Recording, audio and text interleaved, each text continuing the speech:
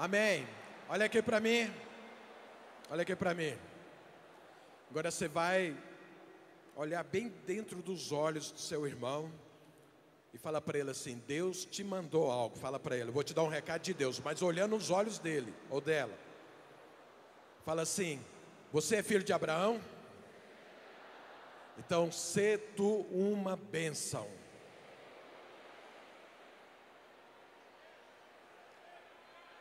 Quantos se dispõe a ser uma bênção, como Deus disse para Abraão?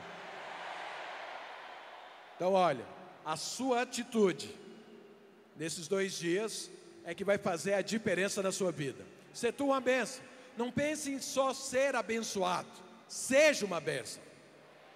Seja uma bênção. Se posicionando, ouvindo, abençoando o outro. E você, amanhã, no final, quando nós terminarmos a nossa ceia, você vai ser um novo homem, uma nova mulher, amém? Para um novo tempo, um tempo de muita conquista. O ano passado, os irmãos sabem que nós batizamos 7.000 pessoas. Puxa, eu pensei que seria vibrar mais.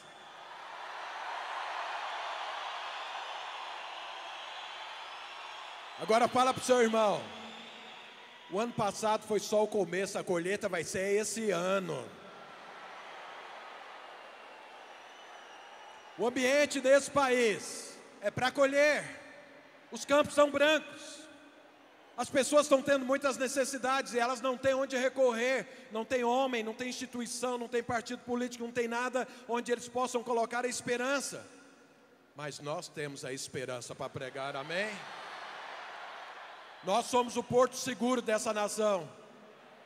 E nós vamos partir para cima e anunciar o Senhor. E vamos ganhar gente como nunca ganhamos neste lugar, em nome de Jesus. O nosso tema: unidade. Somos um só. Primeiramente com Deus. Segundo com o corpo de Cristo. E é essa igreja unida que vai conquistar essa cidade para o Senhor Jesus. Amém, igreja? Os irmãos sabem que nosso jejum terminou domingo passado. E nós estávamos jejuando pela unidade e por esse país, que passa por uma situação complicada. Mas nós sabemos que a especialidade de Deus é atuar em situações complicadas. Então nós vamos orar pelo país agora. Está conosco o deputado Carlos Alberto e a vereadora Patrícia. Eu queria que eles viessem aqui, representando o país e a classe política como um todo.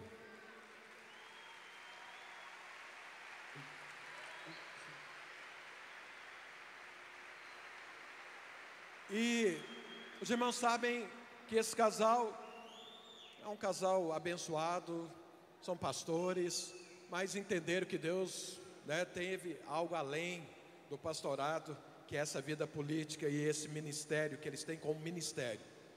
São pessoas que nós andamos juntos, que nós recomendamos, que olhamos a vida, a história, e tem sido muito abençoado e tem nos abençoado muito. Os irmãos sabem que de forma alguma nós estamos aqui determinando ou definindo em quem você deve votar. Mas deixa eu te falar algo. Você precisa pensar em quem você vota. É porque o Brasil não pensa muito que nós estamos passando por tudo isso aí. Então cada dia mais nós temos que ser mais criterioso. Olha a vida da pessoa, olha o que ele professa. Veja o quanto que a família está sendo destruída nesse país. Nós precisamos ter pessoas que vão defender os nossos princípios. E esse é o ano eleitoral. Então queremos orar pelo país, queremos orar por esse casal. E se você entende que eles têm uma vida digna e que representam o Senhor, então na hora que você for votar, pense nisso. Amém, igreja? Eu quero chamar o pastor Aloysio, que é o nosso presidente.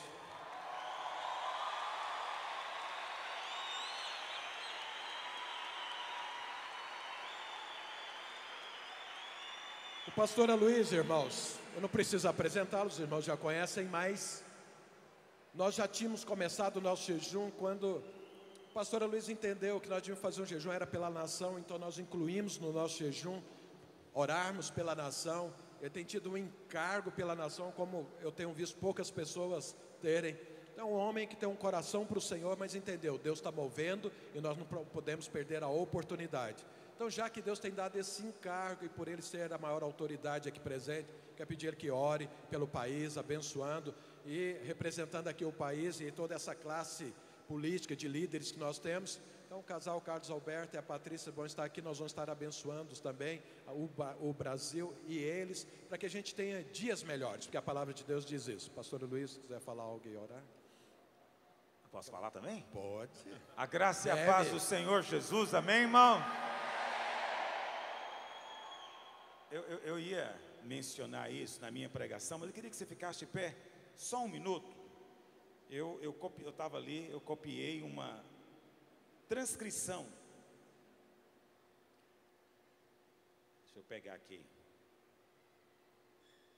Nosso ex-presidente Lula, ele foi grampeado nas suas ligações telefônicas pela Polícia Federal, e numa das suas conversas gravadas, que está disponível, é público, ele conversava com o prefeito do Rio de Janeiro, Eduardo Paes. Eu vou ler a transcrição aqui.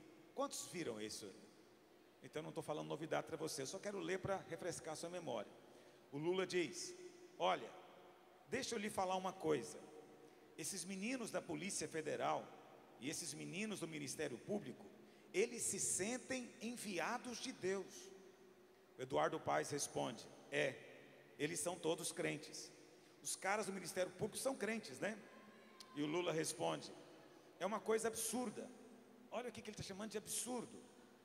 Ele está chamando de absurdo o fato desses caras sentirem-se enviados por Deus. Quantos se sentem enviados por Deus aqui? Presta atenção. Essa foi uma conversa que eles tiveram, e ele finalizou dizendo: uma hora nós vamos conversar um pouco, porque eu acho que eu sou a chance que esse país tem de brigar com eles. Eles quem? Esses que se acham enviados por Deus, e colocá-los no seu devido lugar. Deixa-me dizer algo para você, rapidamente, para a gente orar. O Deltan Dallagnol, que é um dos procuradores do Ministério Público, esteve ministrando em nossa conferência de pastores lá em Goiânia. Eu convidei, foi falado o que está acontecendo. Ele é crente, líder de célula. Mas não somente ele, quase toda a equipe lá são crentes. Eu não estou dizendo que apenas ser crente resolve, não. Porque infelizmente nós sabemos que o nosso presidente da Câmara é crente, mas não tem dado um testemunho apropriado, infelizmente. Naquela época do mensalão tivemos até bispos, entre aspas, presos, ficaram presos, saíram essa semana da cadeia. Então só o fato de ser crente, membro de uma igreja, não resolve.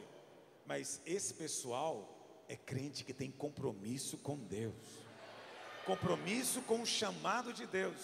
E porque eles creem que tem um chamado de Deus, irmãos, esse pessoal está sendo usado por Deus para mudar a história desse país.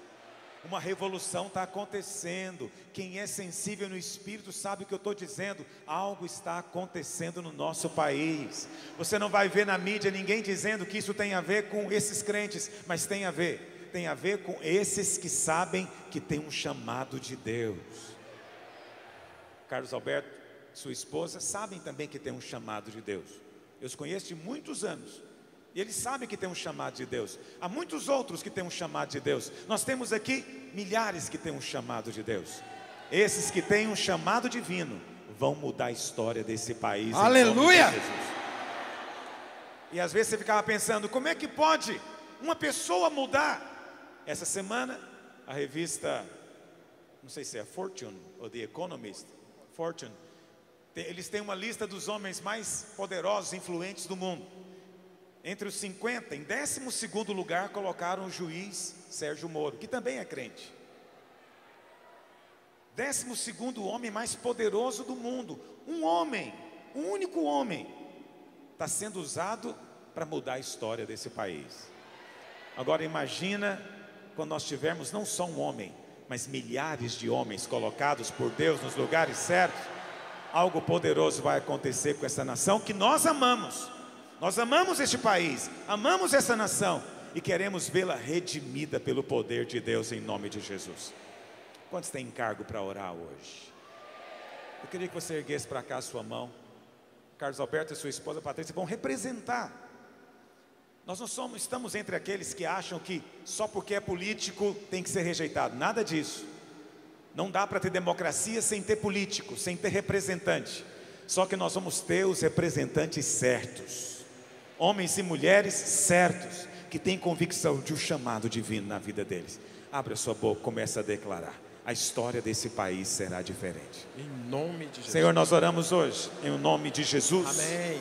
Pelo nosso país. Senhor, clamamos: o Senhor é quem estabelece reis, e o Senhor é quem remove reis. Amém. Te pedimos, ó Deus, estabelece aqueles a quem o Senhor já tem separado. Ó Deus, muda a história. Muda a história. Sabemos, ó Deus, que nos nossos olhos naturais tudo parece tão confuso, tudo parece tão caótico, mas nós sabemos, a tua mão está agindo. E como o Espírito pairava naquele primeiro tempo, o Senhor está pairando sobre esse país para trazer ordem no meio do caos, para trazer vida no meio da morte, para trazer transformação e mudança, para que possamos viver dias em paz e possamos edificar a tua casa, para que o teu reino venha, para que a tua glória venha. Tu tens um propósito, ó Pai, cumpre o teu propósito. Ó Deus, nós não vemos uma liderança política hoje, nossos olhos naturais não veem, mas o Senhor já está levantando, o Senhor já está gestando, eles estão aí. Clamamos ao Senhor: levanta, constitui, coloca em posição de influência, coloca em posição de liderança, para mudar história, para fazer história. Pai, é o que nós oramos hoje, em o nome de Jesus. Amém, Amém. E amém. Dê um aplauso ao Senhor nessa manhã. Amém.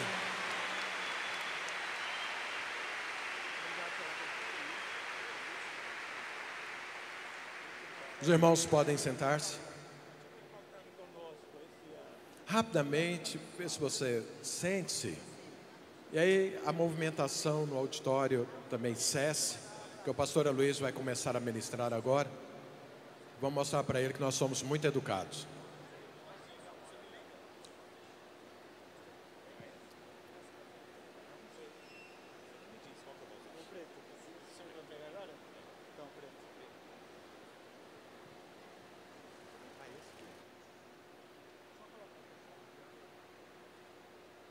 Rapidamente, supervisores, me ajudem.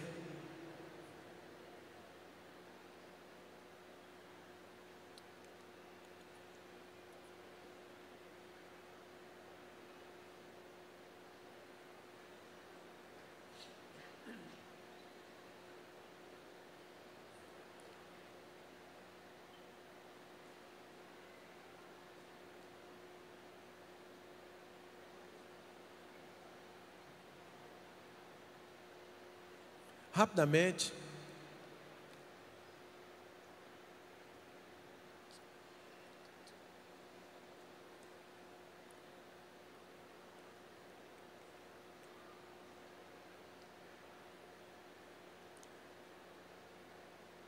eu preciso que todo mundo ocupe rapidamente seu lugar, que eu quero pedir aos supervisores para que fiquem de pé e você precisa vê-los. Então precisa estar todo mundo sentado.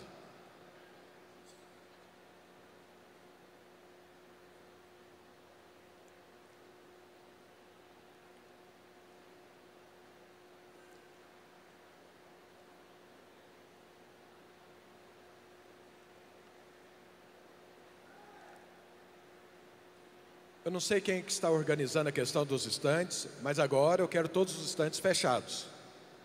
Não se compra, não se vende, nada, não quero movimento. Nós vamos ouvir a palavra de Deus. Então aí atrás, sem nenhum movimento, sem nenhuma atividade, além de você sentar e ouvir a palavra de Deus. Fala para o seu irmão assim: psss. Olha aqui para mim, nós vamos dar todos os avisos no tocante à conferência no próximo intervalo.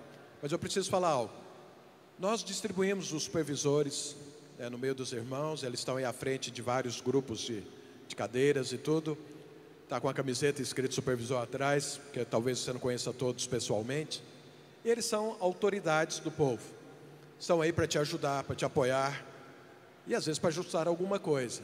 Então, é uma autoridade da igreja que está aí. E é para resolver as dificuldades que porventura possam estar e nos ajudar nessa organização rapidamente, porque onde tem 15 mil pessoas não é uma coisa muito simples essa organização. Então eles estão aí para nos ajudar. Então eu queria pedir aos supervisores que ficassem de pé onde vocês estão, para que as pessoas pudessem vê-los. Então, supervisores, fiquem de pé onde vocês estão. Os irmãos estão de pé, olha aí para ele, levanta a mão assim, porque tem alguns que é meio baixo. Mesmo de pé, às vezes, Esses são os supervisores. Se você tiver algum problema aí à sua volta, procure essa pessoa, que ele vai te ajudar e vai resolver a sua dificuldade. Amém? Nós temos aqui do nosso lado, no meu lado esquerdo, algumas cadeiras reservadas para as pessoas da terceira idade, pessoas que têm problema de locomoção e tudo. Então, se você está aí, está meio difícil para você, e você queira mudar, pode vir para cá. Esse aqui é um lugar reservado para você. Depois nós vamos dar mais aviso, mas queremos logo ouvir a palavra do Senhor. Amém, igreja? Então, pastora Luiz, fique à vontade.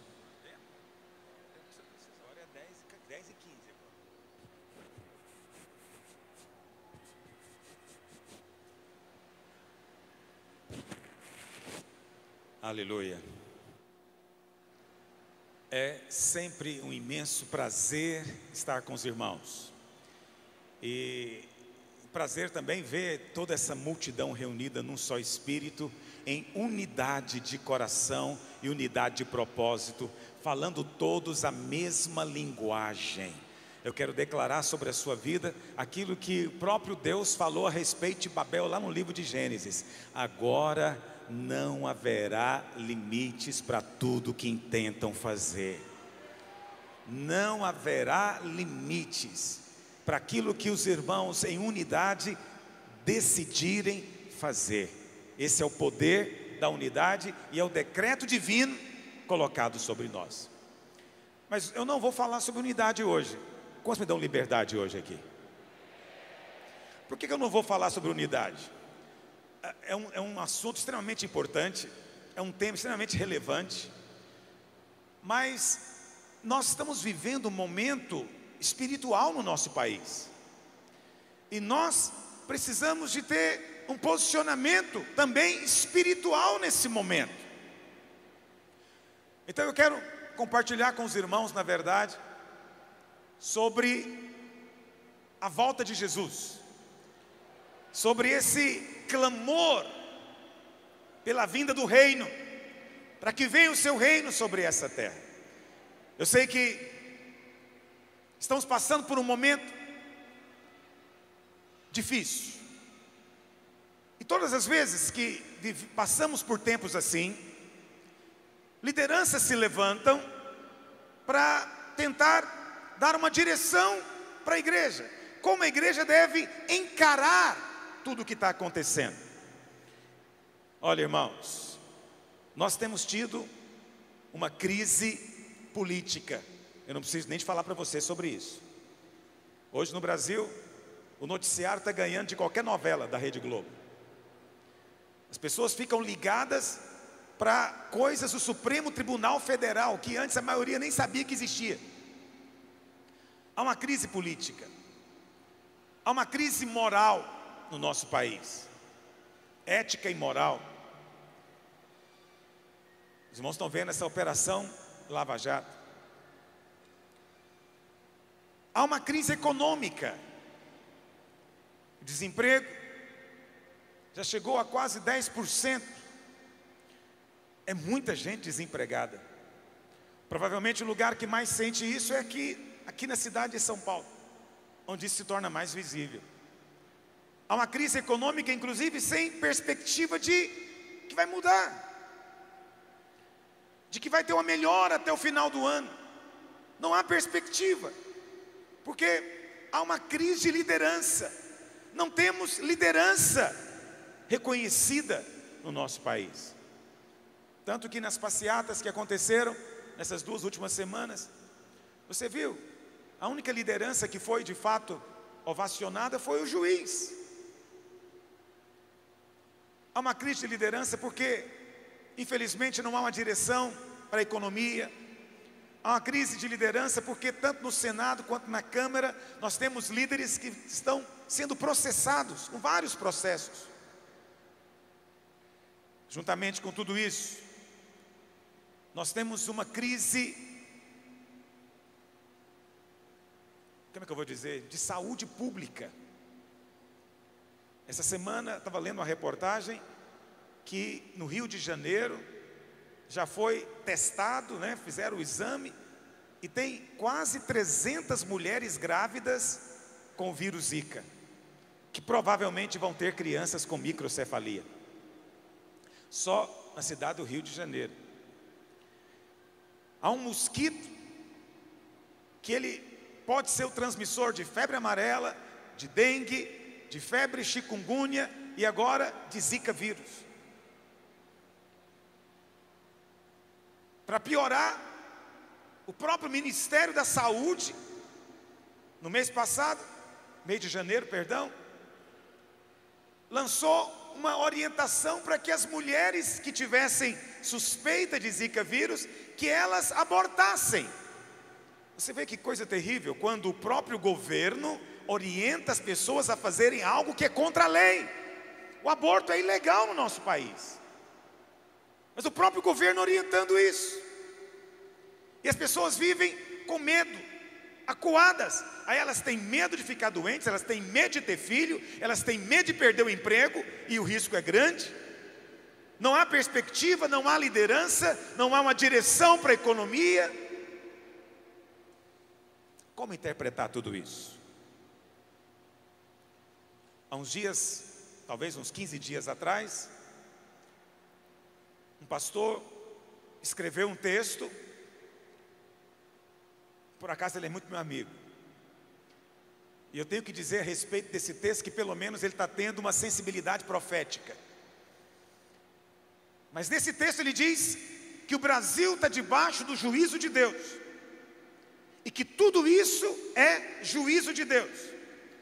Juízo por causa da imoralidade do povo, juízo por causa da corrupção, juízo por causa da idolatria que ainda persiste, juízo por causa das igrejas evangélicas, ou entre aspas evangélicas, que viraram negociantes da fé, que vendem de tudo. Vendem de tudo. Esses dias alguém me disse, eu não vi, vou vender como eu comprei, que tem uma igreja vendendo uma vassoura santa. Ou seja, você sobe na vassoura, ela voa. Quem voa em vassoura não é gente boa, hein? Olha para cá. Para varrer toda a maldição da sua casa. Ora, é óbvio que isso é misticismo do mais baixo nível, só para ganhar uns trocados de alguns incautos. É óbvio, irmãos, é evidente. Mas fazem isso em nome do Evangelho, em nome da fé, em nome da igreja evangélica. Levam o nosso nome junto para a lama. Mas quem está fazendo isso não é meia dúzia de igreja, é uma porcentagem muito grande dos assim chamados evangélicos. E esse pastor então, indignado com tudo isso, falou: é juízo de Deus. Do mesmo jeito que Israel não enxergou o tempo da sua visitação, o Brasil também não tem enxergado, e por isso está vindo o juízo. E termina dizendo que vai vir coisas piores. Olha, eu respeito isso, eu respeito. Todos esses erros realmente são reais. Mas será que essa deve ser a nossa postura? Será que essa tem que ser a sua postura? Será que o Brasil está de fato debaixo do juízo de Deus? Será que o juízo de Deus já chegou? Porque eu não questiono, o juízo de Deus virá. A palavra do Senhor diz, Jesus disse claramente que virá o dia da ira do Senhor, uma tribulação que o mundo nunca viu e nem vai haver depois. Vai ser o dia da ira do Cordeiro, o dia da ira de Deus e do Cordeiro. Esse dia virá, esse dia virá. Quantos creem que ele virá? Ele virá, mas quando ele vier você não vai estar mais aqui. Se você está aqui é um sinal de que ele não chegou ainda. O dia da ira não chegou ainda. Está me ouvindo? Deus ainda não está condenando, Deus ainda não está julgando o nosso país, ainda não. Estava conversando com a minha esposa um dia, a gente deitado, e ela tão indignada, revoltada com tanta coisa, E ela, nesses momentos de indignação, nossa postura é pedir o juízo de Deus. Eu disse para ela: mas eu quero perguntar uma coisa para você. Ainda está valendo Romanos capítulo 5, que diz que onde abundou o pecado, superabundou a graça de Deus? Ainda está valendo a palavra de que onde havia muita treva, se manifestou a luz de Deus? Se ainda está valendo, então tudo isso que está acontecendo não é juízo de Deus, é obra de Satanás. Tudo isso é obra de Satanás. Olha para cá, você não tem que sair por aí afora dizendo para as pessoas que o país está debaixo de juízo. Não, diga outra coisa, diga para elas: olha, a esperança. Se você tem um Zika vírus, eu sei de alguém que pode curar você hoje. Ah, você está grávida, eu sei de alguém que vai fazer um milagre na sua vida hoje, e o seu filho vai nascer normal. Nós somos aqueles que estamos aqui para pregar a mensagem da esperança que só o Evangelho pode dar. Você é instrumento da manifestação da graça de Deus para esse país. Pastor, o Brasil não merece. Esse país é imoral, esse país é sensual, esse país tem muito pecado. Pois é, onde tem mais pecado, aí vai ter maior manifestação da graça de Deus. E sabe como é que a graça vai manifestar? Vai manifestar através de você. Você vai ser o canal da pregação nesses dias. Meu querido, parece que a coisa está muito ruim, mas eu vou dizer para você uma coisa: esse vai ser o tempo que vai se converter mais gente na história desse país. Tivemos um mover de Deus nos últimos 20 anos. Houve um crescimento grande, mas não se compara com o que está por acontecer. Ouça o que eu estou te dizendo: coisas maiores vão acontecer, mas não vão acontecer com essas igrejas que pregam outro evangelho. Vão acontecer com você que prega o evangelho da graça de nosso Senhor Jesus Cristo, a verdadeira palavra que tem poder para transformar o homem, o evangelho que é o poder de Deus. Pastor, por que você diz que não chegou o juízo ainda? Deixa eu ler com você 2 versículos. Pega aí a sua Bíblia. Primeiro vamos ler lá em Gênesis. Gênesis capítulo 18, verso 22. Vai projetar? Onde é que eu olho para saber? Então projeta. Gênesis 18, 22. Acho que é melhor eu abrir aqui no meu mesmo. Gênesis capítulo 18, verso 22, você conhece a história. Deus veio para destruir Sodoma, a cidade do pecado. Deus veio e Abraão então permanece na presença de Deus. Olha o que diz: então partiram dali aqueles homens e foram para Sodoma, porém Abraão permaneceu na presença do Senhor. E Abraão começou a interceder. Abraão estava pensando em Ló, seu sobrinho que morava lá. Ele sabia que Ló era justo, ele não vivia de acordo com os pecados daquela cidade. Não, Ló era diferente. E Abraão começou a interceder. Ele perguntou: porventura o Senhor vai destruir, verso 23, o justo com o ímpio? Essa é a pergunta de Abraão. Deus, será que o Senhor vai destruir o justo junto com o ímpio? Aí Abraão começa a interceder: se houver na cidade 50 justos, destruirás ainda assim a cidade? Ou poupará o lugar por amor dos 50 justos que nela se encontram? Aí Deus diz, verso 26, então disse o Senhor: se eu achar em Sodoma 50 justos dentro da cidade, pouparei a cidade toda por amor deles. Abraão continuou intercedendo. E se tiver 40, se tiver 30, 20, Deus disse: se tiver, não vou destruir. E Abraão, ele encerrou falando: Senhor, última vez, se tiver 10. Abraão parou no 10. Ele podia ter continuado. Deus falou: se tiver 10 justos lá, eu não vou destruir a cidade. Só que não tinha 10, só tinha Ló, sua esposa e suas 2 filhas, só tinha 4. Olha para cá, se tivesse 50 justos em Sodoma, Deus disse: não vou enviar juízo sobre ela. Pergunto a você: ainda tem 50 justos nesse país? Será que tem 100 justos nesse país? Será que tem 1000 justos nesse país? Será que tem 1 milhão de justos nesse país? Então o Senhor diz: por amor a esses justos, não vou enviar juízo sobre essa nação. O que está acontecendo ainda não é juízo de Deus, é obra do diabo. E para isso se manifestou o Filho de Deus, para desfazer as obras de Satanás. Você está aqui para desfazer as obras do diabo e manifestar o reino de Deus. Aí, pastor, o que aconteceu com Ló? Eu gosto muito disso. Olha o que a palavra do Senhor diz. Vai lá para o capítulo 19. No capítulo 19, no verso 20, Ló chega para os anjos e fala: eu preciso sair daqui, eu preciso fugir. Tem uma cidadezinha aqui. E o anjo falando: anda logo, que vai vir um juízo. Olha o que a Bíblia diz, Gênesis 19, 20. Eis aí uma cidade perto, para a qual eu posso fugir, e é pequena. Permite que eu fuja para lá. Porventura não é pequena? E nela viverá a minha alma. O que o anjo respondeu para ele? Quanto a isso estou de acordo, para não subverter a cidade de que acabas de falar, porque ela fica aqui perto. Apressa-te. Esse versículo aqui é poderoso. Olha o que diz: apressa-te, refugia-te nela, pois nada posso fazer, nada posso fazer enquanto você não tiver chegado lá. O que o anjo não podia fazer? Ele não podia fazer cair fogo, enxofre do céu sobre Sodoma. O anjo falou: enquanto você está aqui, Ló, eu não posso fazer nada.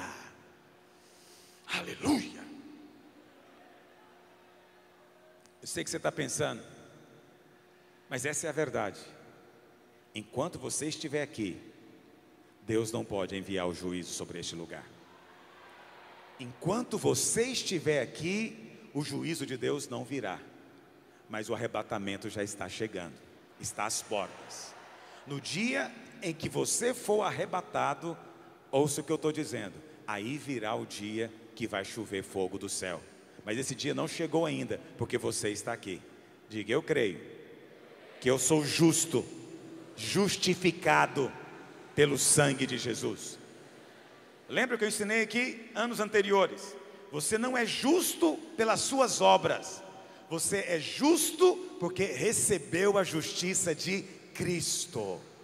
Você não é justo porque você é perfeito, porque você é bonzinho. Não, você é justo porque foi revestido de Cristo. A justiça de Cristo está em você. Quando Deus olha para cá, Deus vê Cristo em você. Deus não pode derramar o seu juízo sobre Cristo, porque Cristo na cruz já levou toda a sua ira. Toda a ira de Deus foi colocada em Cristo na cruz. Agora não há mais ira sobre o povo de Deus. Não há mais condenação sobre você. Enquanto você estiver aqui, a graça de Deus continuará se manifestando. Amém, meu irmão? Quantos compreenderam o que eu falei? Esse é um princípio espiritual. É isso que estamos vivendo hoje. Eu acabei de dizer para você um posicionamento que você deve ter nessa hora. Não é hora de condenar. Não estamos aqui para condenar.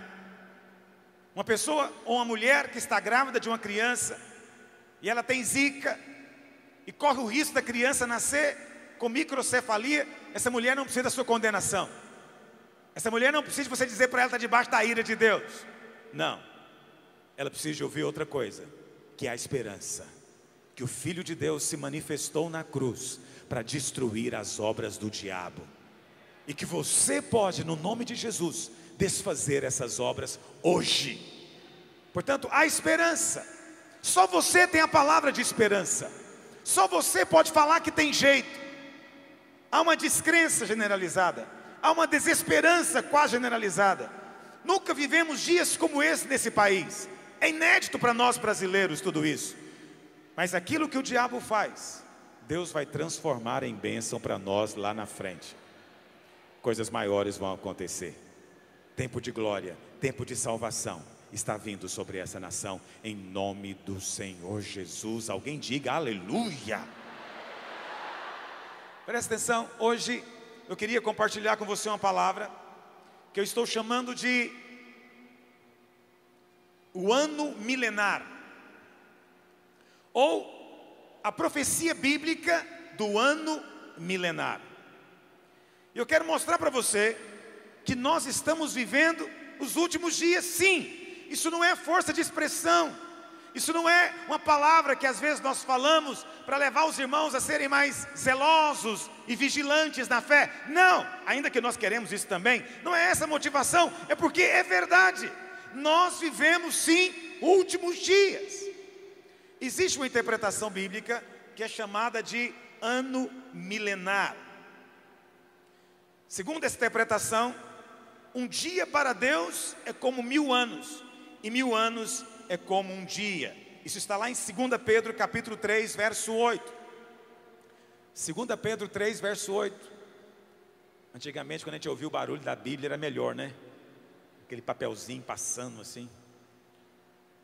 Diz assim: há todavia uma coisa, amados, que não deveis esquecer, que para o Senhor um dia é como 1000 anos, e 1000 anos como um dia. Não retarda o Senhor a sua promessa, como alguns julgam demorada. Pelo contrário, Ele é longânimo para convosco, não querendo que nenhum pereça, senão que todos cheguem ao arrependimento.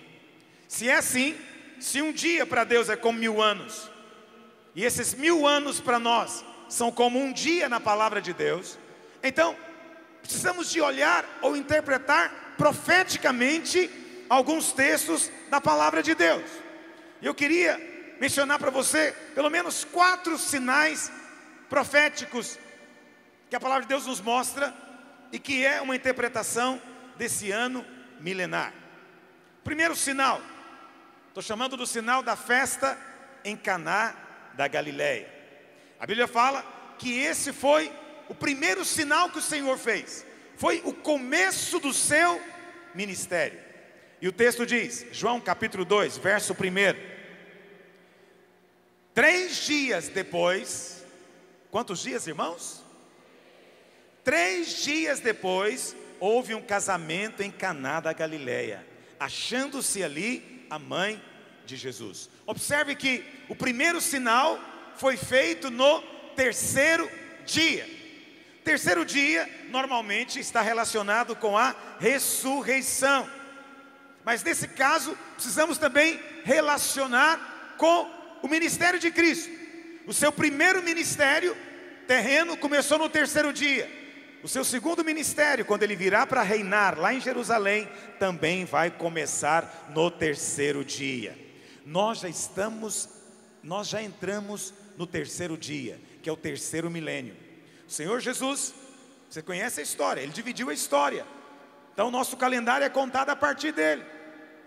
Do ano 1 até o ano 999, temos o 1º milênio. Do ano 1000 até 1999, temos o 2º milênio, ou o 2º dia. Do ano 2000 para cá, nós temos o 3º milênio que começou. Olha para cá. Se o 3º dia aponta para a ressurreição, nós sabemos que Jesus ressuscitou no 3º dia, bem no comecinho, bem no início do dia. Se é assim, então a profecia já está muito próxima de se cumprir. Nós estamos no 3º dia e estamos no comecinho do 3º dia. Pastor, mas tem que ter mais alguma base para você dizer isso? Pegue sua Bíblia, abre lá em Oséias capítulo 6. Oséias capítulo 6. A palavra do Senhor coloca Israel como sendo um sinal profético. E olha o que é dito a respeito de Israel. Oséias capítulo 6, verso 1: Vinde e tornemos para o Senhor, porque Ele nos despedaçou e nos sarará, fez a ferida e a ligará. Depois de 2 dias nos revigorará, e ao 3º dia nos levantará, e viveremos diante dele. Conheçamos e prossigamos em conhecer ao Senhor, como a alva, como o nascer do sol, a sua vinda é certa. Ele descerá sobre nós como chuva serôdia que rega a terra. Aqui está dizendo que a sua vinda é certa, mas a sua vinda só vai acontecer no terceiro dia. O texto diz que ele nos despedaçou, mas depois de 2 dias ele nos revigorará. Depois de 2 dias, 2 dias são 2000 anos. Aqui está falando de Israel. Israel, Jesus disse lá em Mateus capítulo 24, verso 32, Jesus disse que Israel é um sinal profético para a igreja. O texto diz, está projetando, vai projetar aqui, só lá. Ah, ok, tem um monitor aqui? Ah, ok, obrigado. Aprendei, pois, a parábola da figueira. Quando já os seus ramos se renovam e as folhas brotam, sabeis que está próximo o verão. A figueira, eu não tenho tempo de provar isso hoje, mas a figueira simboliza Israel. O profeta Jeremias disse que a figueira era Israel. Jesus está aqui dizendo que a figueira é um sinal profético. Ele diz, é uma parábola, fique atento à figueira. A figueira é Israel. E o texto diz, quando já está nascendo os ramos, está nascendo os brotos, as folhas estão voltando, é sinal de que o inverno acabou. Durante 2000 anos houve um inverno para os judeus. Está me ouvindo? Durante 2000 anos houve um inverno. Mas agora os brotos começaram a aparecer novamente. Jesus disse, pegue sua Bíblia lá em Lucas 21. Lucas 21, verso 20. Essa é uma profecia extraordinária da palavra de Deus. Olha o que ele diz. Quando, porém, virdes Jerusalém sitiada de exércitos, sabei que está próxima a sua devastação. Então aqui, nesse texto de Lucas, o Senhor está falando do que aconteceu no ano 70. Exatamente 40 anos depois que ele profetizou isso aqui. No ano 70, o general romano chamado Tito destruiu Jerusalém, espalhou os judeus pelo mundo inteiro. Esse fato é conhecido como a diáspora. E ficaram 2000 anos fora da sua terra. Olha o que diz. Então os que estiverem na Judéia, fujam para os montes. Os que se encontrarem dentro da cidade, retirem-se. E os que estiverem nos campos, não entrem nela, porque estes dias são de vingança, para se cumprir tudo o que está escrito. Ai das que estiverem grávidas e das que amamentarem naqueles dias, porque haverá grande aflição na terra, e ira contra este povo. Agora preste atenção, verso 24. Cairão ao fio da espada, e serão levados cativos para todas as nações. Jesus disse isso. Isso se cumpriu no ano 70. Os judeus foram levados cativos para todas as nações. Até, presta atenção, o Senhor está dizendo que isso não era para sempre, mas teria um limite. Seria até que o tempo dos gentios se completem. Jerusalém será pisada por eles. Deixa eu explicar para você, eu tenho que te falar um pouquinho de história agora para você entender. No ano 70, os judeus foram dispersos pelo mundo inteiro. Não tem país nesse mundo que não tenha judeu. Tem judeu em todo lugar, para se cumprir a profecia de Jesus. Mas Jesus disse, olha para cá, que isso seria até se cumprirem o tempo dos gentios. E o texto diz que o tempo dos gentios se cumpriria enquanto Jerusalém fosse pisada por eles. Preste atenção nisso. Antes de 1948, os mestres da palavra não conseguiam interpretar esse texto da Bíblia. Sabe por quê? Israel não existia. Não existia um país, uma nação chamada Israel. Não existia.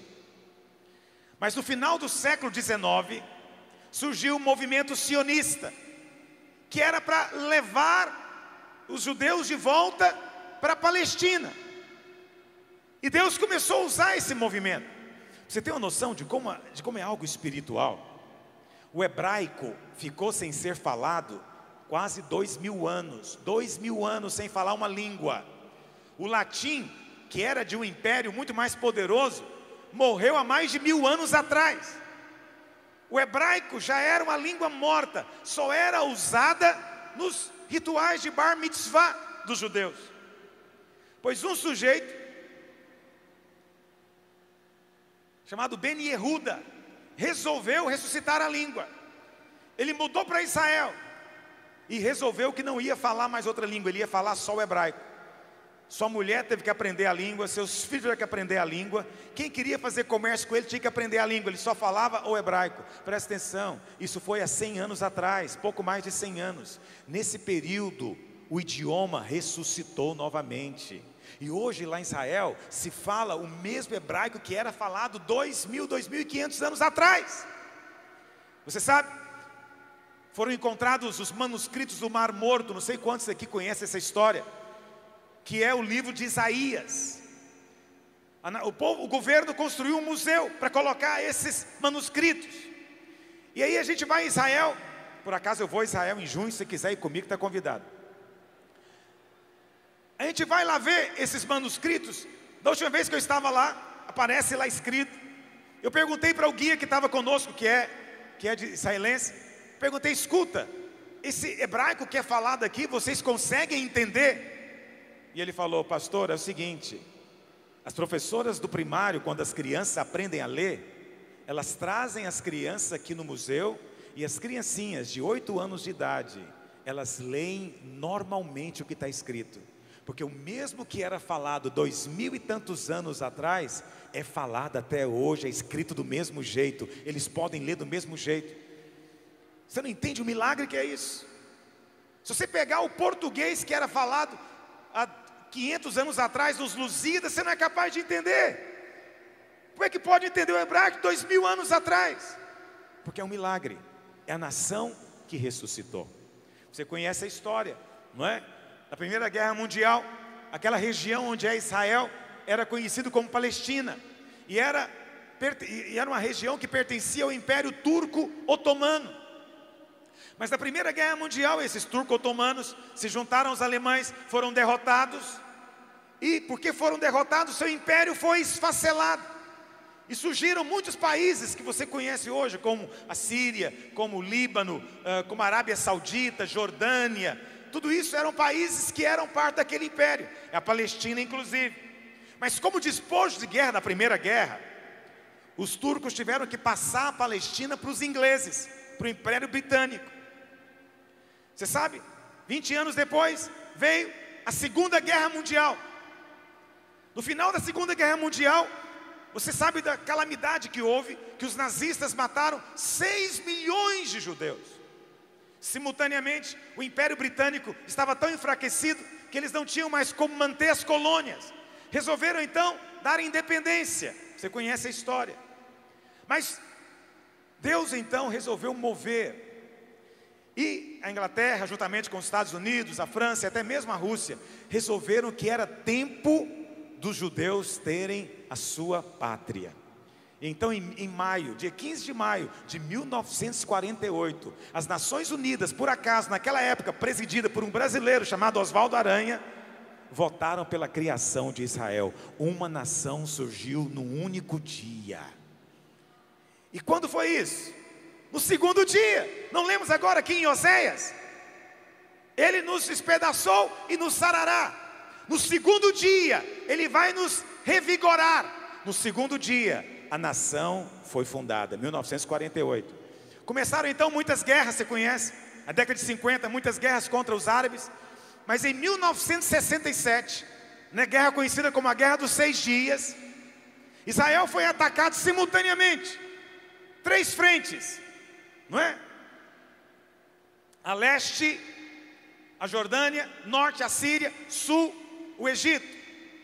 E em 6 dias, Israel venceu todos esses exércitos. Como despojo, eles ficaram com as colinas de Golã, a faixa de Gaza, Península do Sinai, que depois foi devolvida ao Egito, e ficaram com uma parte de terra chamada Cisjordânia, onde estava Jerusalém. Em 67, eles entraram em Jerusalém. Até aquela data, Jerusalém não pertencia a Israel. Depois daquela data, eles disseram: Jerusalém será a capital eterna do povo judeu. Presta atenção, Jesus disse, o que ele falou aqui em Mateus 21? Que o tempo dos gentios seria quanto? Enquanto eles estivessem pisando Jerusalém. Em 67, os judeus tomaram de volta a cidade. Será que o tempo dos gentios acabou ali? Eu creio que a profecia se cumpriu em parte, não se cumpriu completamente. Porque o lugar mais importante da cidade, que é o lugar onde deveria ser construído o templo, existe uma mesquita muçulmana lá. Você conhece, da cúpula dourada. Essa mesquita está bem no lugar onde estava o templo. Os muçulmanos são gentios, eles não são judeus. Então, ainda está sendo pisada pelos gentios. Mas acredite, há 100 anos atrás ninguém imaginava que haveria uma nação chamada Israel. Depois ninguém imaginava que Jerusalém voltaria a ser capital de Israel.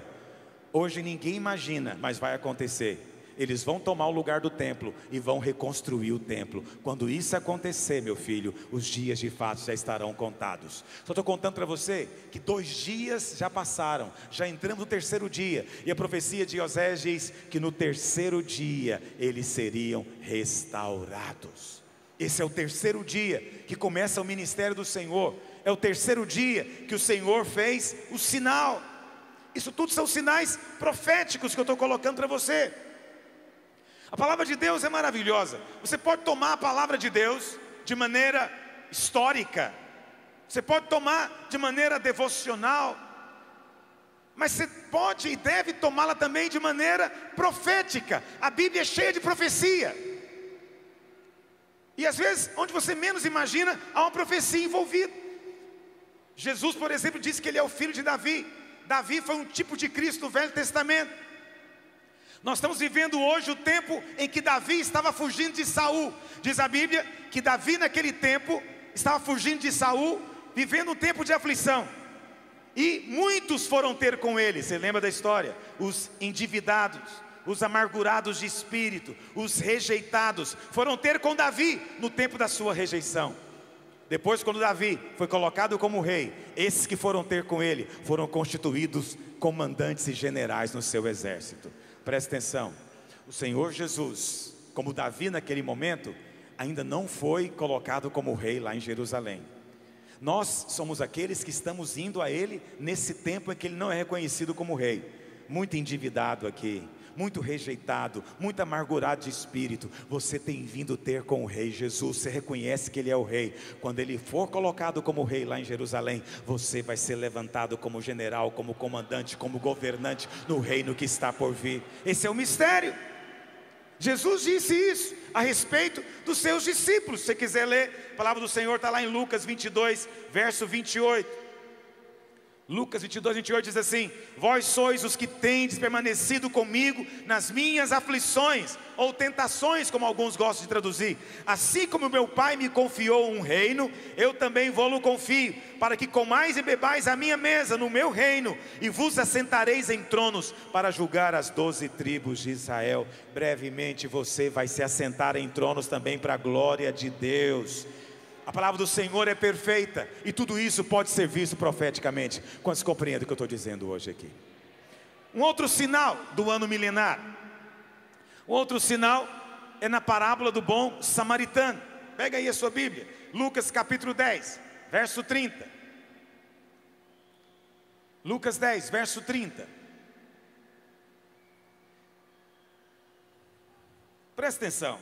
Você vai pegar a parábola e vai dizer: pastor, mas isso aqui é o seguinte: os fariseus queriam pegar Jesus numa falha, e eles então perguntaram para Jesus: qual é o principal mandamento da lei? E Jesus então, voltando para ele, devolveu a pergunta, falou: o que você lê, o que você entende? Eles disseram: nós entendemos que é amar a Deus sobre todas as coisas e ao próximo como a si mesmo. E o Senhor respondeu o que para ele? Faz isso e você viverá. Mas ele, não contente, julgou que poderia colocar Jesus na sinuca e falou: mestre, então nos diga, quem é o nosso próximo? Aí Jesus conta essa parábola. Nessa parábola você conhece a história, né? O samaritano tornou-se o próximo daquele judeu que havia sido assaltado. E aí você lê a parábola e você fala: está vendo, pastor? Isso aqui nos ensina que devemos ajudar todo aquele que necessita ao nosso derredor, sem perguntar quem. Está correto. Essa é uma aplicação da palavra. Você está aplicando a palavra, mas a palavra do Senhor tem muitas camadas. É preciso enxergá-la também com a ótica profética. É tão perfeita, tão maravilhosa, que você vai enxergar também numa parábola como essa, algo profético acontecendo. Vamos ler a parábola. Jesus prosseguiu dizendo, verso 30: certo homem descia de Jerusalém para Jericó. Isso aqui é algo espiritual. Jerusalém é onde está o Monte Sião, é onde Deus ordena a sua bênção. Jerusalém é nos montes, é um lugar elevado. Mas Jericó fica num dos lugares mais baixos da terra, é a depressão do Mar Morto. Jericó é conhecida como cidade das moscas, como cidade da maldição. Portanto, esse aqui descia, ele descia de Jerusalém para Jericó, e veio a cair em mãos de salteadores, os quais, depois de tudo lhe roubarem e lhe causarem muitos ferimentos, retiraram-se, deixando-o semi-morto. Esse que vem descendo a estrada era você e eu. Estávamos descendo cada vez mais fundo na maldição. E nesse meio da maldição, o ladrão veio. O ladrão é o diabo. Vem para matar, roubar e destruir. Ele é o ladrão. E ele pegou você nesse caminho. E ele espancou você nesse caminho. E te deixou caído, semi-morto. Porque essa é a condição de todo homem sem Deus. Parece que está vivo, mas está semi-morto. É quase um zumbi andando, porque não tem a vida de Deus. Vamos avançar. Casualmente, descia um sacerdote por aquele mesmo caminho, e vendo-o, passou de largo. Quem é o sacerdote? O sacerdote simboliza a lei. A lei não tem poder para mudar a sua condição espiritual. A lei pode até ir lá e checar que você está quase morto, mas ela não pode fazer nada. O sacerdote, você pode pensar, ele não quis fazer nada porque ele não tinha amor. Não, é porque ele tinha um compromisso com a lei, ele tinha um compromisso com a religião. Um sacerdote não podia tocar em nada morto. Se ele tocasse em algo morto, ele ficaria impuro cerimonialmente e não poderia exercer o seu trabalho como sacerdote. Então ele olhou o homem caído, parecia morto. Se tivesse morto, ele tocasse, ficaria impuro. Então, não vou correr o risco. Ele passou para o outro lado, passou ao largo, porque eu preciso de estar puro cerimonialmente. A lei não tem poder para te mudar a sua condição. Ela tem poder só para mostrar a sua condição espiritual, mas não para mudá-la. Semelhantemente, um levita descia por aquele lugar, e vendo-o, também passou de largo. O levita simboliza quem? Quem era o levita? O sacerdote, ele era envolvido com a lei e com os rituais todos do tabernáculo, do templo.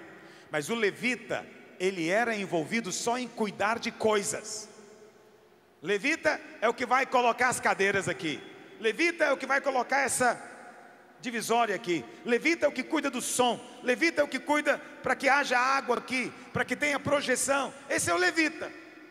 Levita é aquele que faz coisas no templo. Para ele, coisas é mais importante do que gente. Lidar com coisas é o alvo. Então ele olhou para alguém semi-morto e pensou consigo: não é o meu trabalho, não é o meu chamado.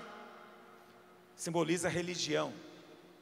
A religião lida com coisas, não lida com gente. Ignora gente, na verdade. Continuando. Certo samaritano, que seguia o seu caminho, passou-lhe perto, e vendo-o, compadeceu-se dele. Quem é o samaritano, meus irmãos? É Jesus, é Ele mesmo. Ele está contando a nossa história. Você é o que estava caído. A lei não pôde te ajudar, a religião não pôde te ajudar, mas agora apareceu o samaritano. Jesus se colocou como um samaritano. Presta atenção, um judeu tinha aversão ao samaritano. Um judeu não conversava com o samaritano. O samaritano era pior do que um cão para um judeu. Mas Jesus aqui está dizendo que ele é esse samaritano. Por que ele é o samaritano? Porque ele é o Filho de Deus, que se fez gente para se fazer pecado no seu lugar. Ele se fez gente como você, semelhante ao pecado, ainda que ele mesmo nunca pecou, para que pudesse resgatar você das mãos do diabo. Ele é esse bom samaritano. O texto diz que ele se compadeceu, porque o amor do Senhor é derramado nos nossos corações. E o que ele fez? E chegando-se, pensou-lhe os ferimentos, aplicando óleo e vinho. O que é o vinho? O vinho aqui simboliza o sangue, porque o vinho tem álcool. Então ele tem um certo poder ali, bactericida, germicida. Bebidas alcoólicas fazem isso, porque o álcool mata germes. Ele aplicou o vinho em cima das feridas para limpar. Depois ele aplicou o óleo. O óleo simboliza o Espírito Santo, é a unção de Deus sobre a sua vida. Você estava caído na beira do caminho, mas Jesus, o bom samaritano, encontrou você lá. Ele aplicou o vinho novo sobre a sua vida para remover o pecado e toda a impureza do diabo. E depois colocou o óleo fresco sobre você, a unção do Espírito, para trazer vida no meio da morte. Mas não apenas isso. O texto continua dizendo: e colocando-o sobre o próprio animal, levou-o para uma hospedaria e tratou dele. Levou para a hospedaria. Quem é a hospedaria aqui, meus irmãos? É a igreja. Percebe que a palavra do Senhor é perfeita? O Senhor faz e Ele traz aqui para a hospedaria. Eu sei que hoje você pensa que é você mesmo que tem trazido, mas é um engano seu. Cada um que está aqui foi trazido pelo Senhor. E na verdade há pessoas que estão aqui hoje me olhando que nem imaginam isso, mas foi o Senhor, o bom samaritano, que trouxe você aqui hoje. E algo novo vai acontecer na sua vida. Seus olhos vão ser abertos. Você vai enxergar o que não enxergava antes. A luz de Deus vai brilhar no seu coração. É precioso ver isso. Entre os muçulmanos, entre os crentes nos países muçulmanos hoje, é precioso. Eu estava agora em Portugal, numa conferência, e estava ouvindo os testemunhos dos pastores que estão nesses países muçulmanos. E eles têm contado como tem havido conversão em massa. Milhares estão se convertendo. Mas sabe o que é mais impressionante? É que muitos, milhares têm tido visão de Jesus.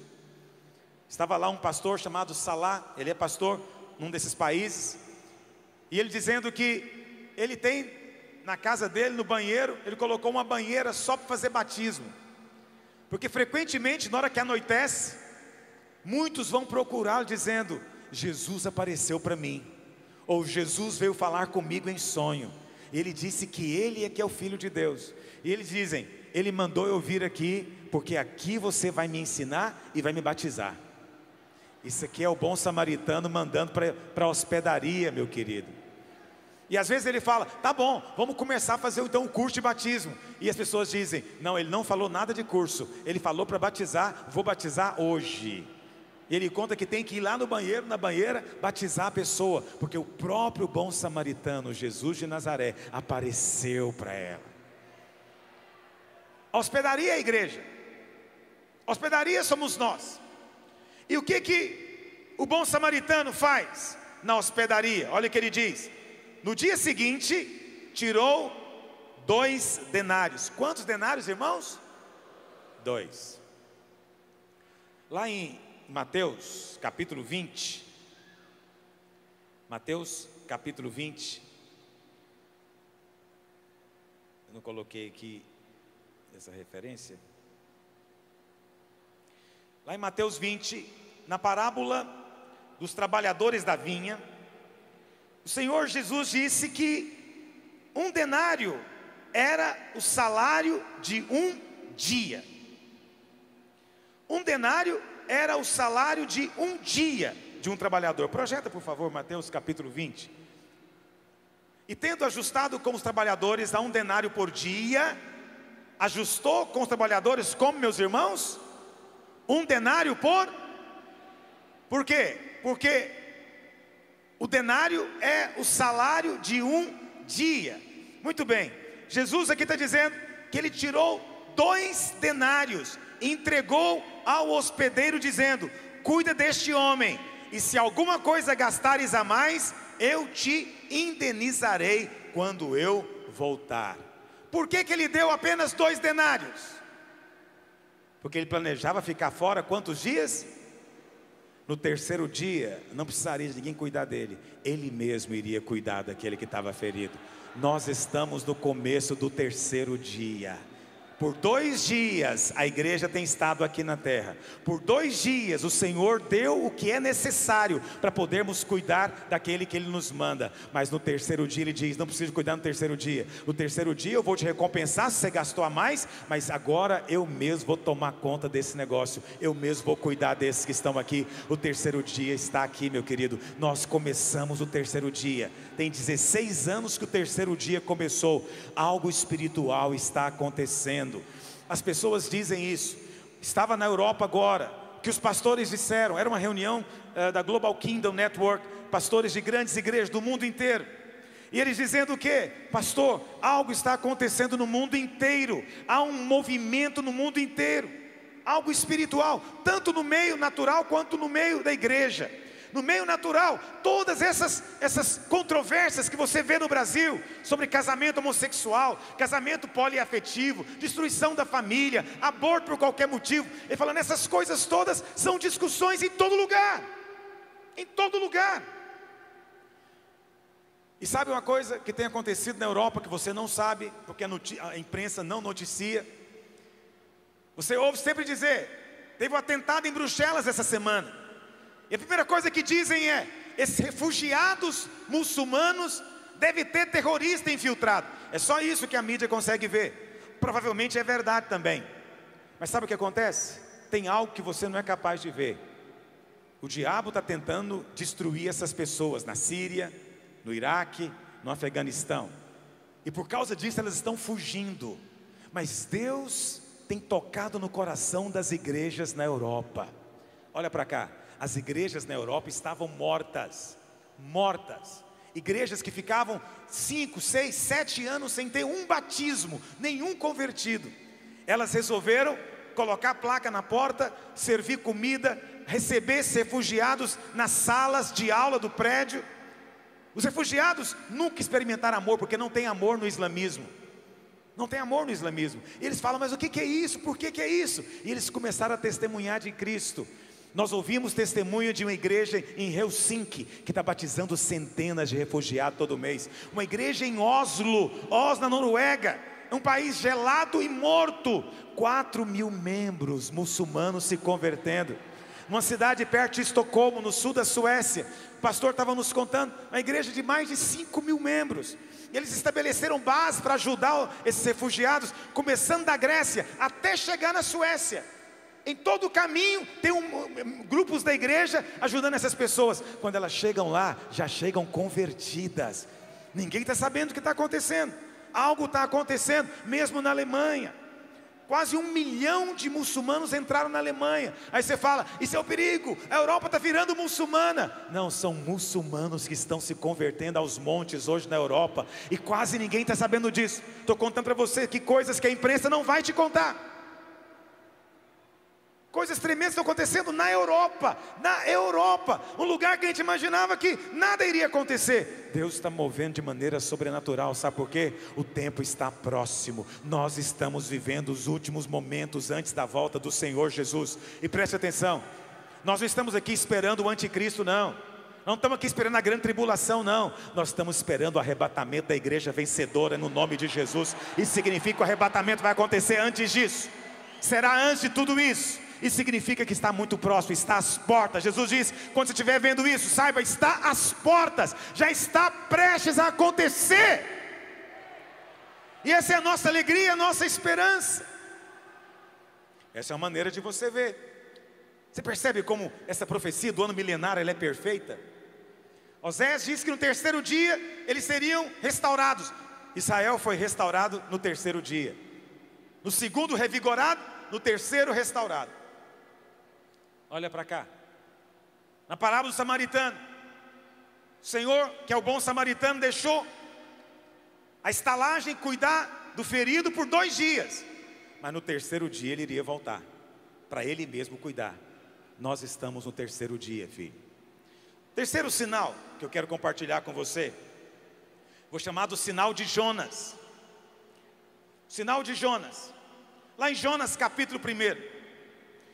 Pastor, qual é o sinal de Jonas? Jesus é quem disse do sinal de Jonas. Mas eu quero dar uma interpretação também para esse sinal.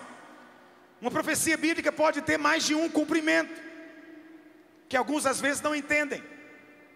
Um cumprimento imediato, mais limitado, e depois um cumprimento profético mais amplo. É o que acontece com Jonas. Jonas é um símbolo de Israel também, na palavra de Deus. Do mesmo jeito que Deus disse para Jonas ir pregar para os ninivitas, Deus queria que Israel fosse uma nação messiânica, que fosse também pregar e testemunhar dele para as nações do mundo inteiro. Mas Jonas resolveu desobedecer. Israel também resistiu. Israel não quis pregar para as nações. Os próprios primeiros cristãos não queriam pregar para gentios. Que coisa impressionante. Resistiram isso. Jonas também resistiu. Ele não quis ir para Nínive e pegou um navio para Tarsis. O que aconteceu? Deus então mandou sua disciplina, o seu juízo sobre Jonas. E Jonas foi lançado no mar. Apocalipse capítulo 17 diz que o mar simboliza as nações. Jonas, que simboliza Israel, foi lançado às nações. Isso já tem 2000 anos. Quantos entendem o que eu estou dizendo? Mas é interessante você ver até a maneira como tudo aconteceu no barco. Eu não vou ler com você porque acho que todos conhecem a história de Jonas. A Bíblia fala que veio uma grande tempestade no mar. E os marinheiros queriam se salvar. Eles sabiam que era algo sobrenatural, que não era comum, eles tinham experiência. E então mandaram todo mundo clamar para o seu Deus. Mas Jonas fazia o que, meus irmãos? Dormia, indiferente. Não estou nem aí, já sou escolhido, sou a nação escolhida, não estou nem aí. E os marinheiros falam: rapaz, de onde você é? Por que você não está orando? Aí Jonas fala para eles: isso tudo está acontecendo por causa de mim. Me lança no mar, que a tempestade acalma. Jonas mesmo não queria pular, mandou lançar. A Bíblia fala que os marinheiros remaram tentando salvar Jonas. Olha que inversão. Remaram tentando salvar Jonas. E perguntaram: escuta, mas quem que é o seu Deus? Ele falou: sou Jonas, sou profeta, sirva a Jeová. Por fim eles tiveram que ceder. Oraram a Jeová, dizendo: Senhor, nos perdoe. Eu não queria matar esse seu profeta, mas vamos ter que fazer. Jogaram Jonas no mar. Quando jogaram Jonas no mar, o mar se acalmou imediatamente. O que os marinheiros fizeram? Todos se converteram. Todos foram fazer sacrifícios a Jeová. Ninguém foi adorar o seu Deus. Por causa de Israel, a igreja veio a conhecer o Senhor. Está me ouvindo? Por causa, diz Paulo, da desobediência de Israel, que é Jonas, todos que estavam no barco conheceram Deus verdadeiro. Aí Paulo diz: se na desobediência todos conheceram o Deus verdadeiro, imagina quando eles forem restaurados. O reino será estabelecido lá em Jerusalém, e Cristo mesmo vai reinar sobre as nações. Venha o teu reino, Maranata. Esse é Jonas. Mas Jesus diz que Jonas era só um sinal. Se as águas do mar simbolizam as nações, quantos dias Jonas ficou na barriga do peixe? 3 dias. 3 dias. No terceiro dia, ele foi lançado em terra. Israel, Jonas, são um símbolo espiritual. Já está no terceiro dia. Israel estava jogado no mar das nações. foi trazido para a sua terra. Isso é o peixe cuspindo Jonas de volta para a praia. Israel voltou a ser nação. Isso significa que o tempo do gentio está acabando. Deus vai voltar a tratar de novo com Israel. A volta de Jesus tem dois aspectos. O primeiro aspecto, o aspecto secreto, ele vem para a igreja, para os crentes vencedores. Chamamos isso de arrebatamento. Mas no segundo aspecto, que ele vai voltar nas nuvens, isso vai ser no final da grande tribulação. Ele não vai voltar agora para a igreja só, mas vai voltar para Israel. Israel está esperando o Messias. O Messias virá para eles também, mas só o remanescente é que vai ser salvo. Quando ele vier nas nuvens, ele vem para destruir os exércitos que vão acampar no vale do Armagedon, para destruir a nação. Ele vai voltar para os seus. Então o Senhor vai voltar a tratar com Israel novamente. Olha para cá, Israel é um sinal profético para nós. Mas no dia em que o arrebatamento acontecer, aí a igreja vira um sinal profético para Israel. Mas hoje nós temos que olhar para o que está acontecendo lá, não para virar judeu. Tem muito crente que às vezes ouve isso e fala: eu vou para Israel virar judeu, eu vou usar kippá, eu vou usar sei lá o que mais que eles usam, mezuzá na porta, eu vou virar judeu. Não, a ideia não é virar judeu. Você não tem que virar judeu.